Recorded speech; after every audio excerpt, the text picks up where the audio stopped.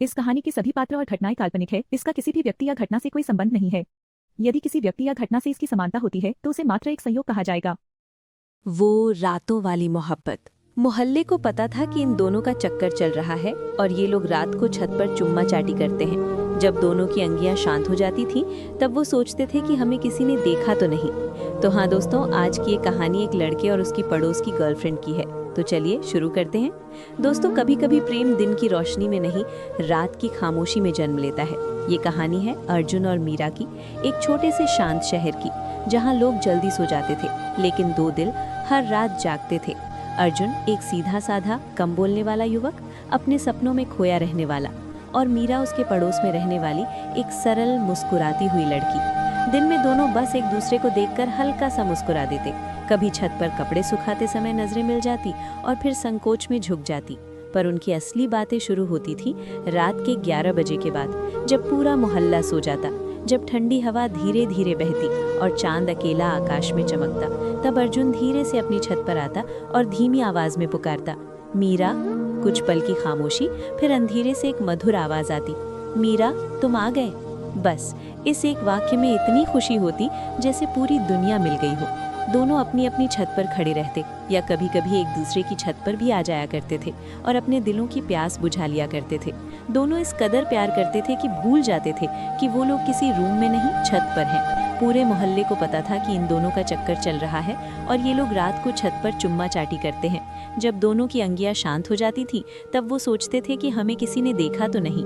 वे अपने सपनों की बातें करते। अर्जुन कहता, मैं वकील बनूंगा। मीरा मुस्कुराकर कहती, और मैं टीचर, फिर तुम्हारे बच्चों को पढ़ाऊंगी। दोनों हंस पड़ते और फिर तारों की ओर देखने लगते। मीरा कहती, जो सबसे तेज चमक रहा है वही हमारा तारा है। अर्जुन उत्तर देता, तो वो कभी नहीं टूटेगा। एक रात अचानक तेज वर्षा होने लगी। हवा भी तेज चल रही थी। मीरा छत पर भीग रही थी। अर्जुन ने चिंता से कहा, नीचे चली जाओ, सर्दी लग जाएगी। मीरा मुस्कुराकर बोली, जब तुम साथ हो तो ठंड कैसी। इतना सुनते ही अर्जुन ने उसको अपनी बाहों में भर लिया और एक जोरदार उसके होठों पर चुम्मा किया। चुम्मा इतनी जोरदार था कि चुम्मा लेते लेते ही दोनों लोग पानी पानी हो गए थे। बारिश में भीगी होने के कारण उसकी चूचियां अलग ही दिख रही थीं। जैसे ही वो दोनों पास में आए, उसने उसके सीने पर हाथ रखकर जोर से दबाया और दबाते ही उसकी सिसकियां निकल गईं। आह आह, क्या कर रहे हो। दोनों के शरीर भीगी होने के कारण दोनों के बीच पच पच और पट पट आह ऊह की आवाज आ रही थी। उनकी चुम्मा चाटी कब सेक्स में बदल दी उन्हें पता ही नहीं चला। वो दोनों इतनी जोरदार एक दूसरे से लिपटे हुए थे कि मानो जैसे दो सांप एक दूसरे से बंधे हुए हों।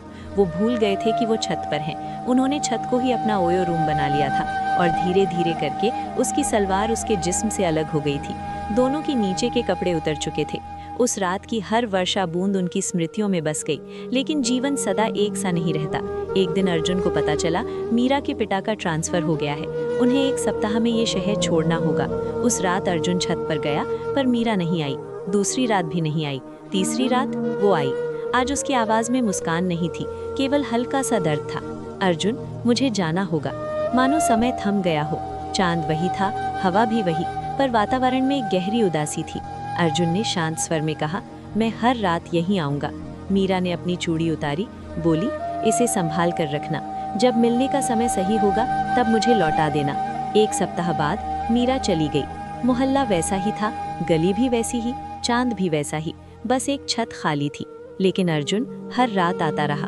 लोग कहते वो पागल हो गया है, पर वो जानता था ये पागलपन नहीं, ये सच्चा प्रेम है जो प्रतीक्षा करता है। 2 वर्ष बीत गए। एक रात जब अर्जुन हमेशा की तरह छत पर खड़ा था, उसे सामने एक परछाई दिखाई दी। फिर वही आवाज, तुम आ गए। अर्जुन का हृदय जैसे रुक गया। वो मीरा थी। उसका परिवार फिर से उसी शहर में लौट आया था। मीरा मुस्कुराई, तुमने कहा था ना हर रात आओगे। अर्जुन ने जेब से वो चूड़ी निकाली जिसे उसने 2 वर्षों तक सहेज कर रखा था। मैं प्रतीक्षा कर रहा था। इस बार केवल गली का फासला नहीं था। अर्जुन सीढ़ियां उतरकर उसके घर का द्वार खटखटाने चला गया। ये रात केवल बातों की नहीं थी, ये निर्णय की रात थी। और फिर उसने पूरे घर के सामने अपने प्यार का इजहार कर दिया और दोनों के घर वाले भी मान गए, क्योंकि घर वालों को पता था कि ये दोनों एक अच्छे दोस्त हैं। कुछ महीनों बाद दोनों एक हो गए और आज भी कभी कभी वो रात में छत पर जाते हैं, तारों को देखते हैं। मीरा कहती है, देखो हमारा तारा अभी भी चमक रहा है। और अर्जुन मुस्कुराकर कहता है, क्योंकि सच्चा प्रेम शोर नहीं करता, वो बस प्रतीक्षा करता है। तो दोस्तों, वीडियो पसंद आई हो तो वीडियो को लाइक और जेवी हिंदी स्टोरी चैनल को सब्सक्राइब जरूर करना। मिलते हैं और एक नई कहानी के साथ, तब तक के लिए धन्यवाद।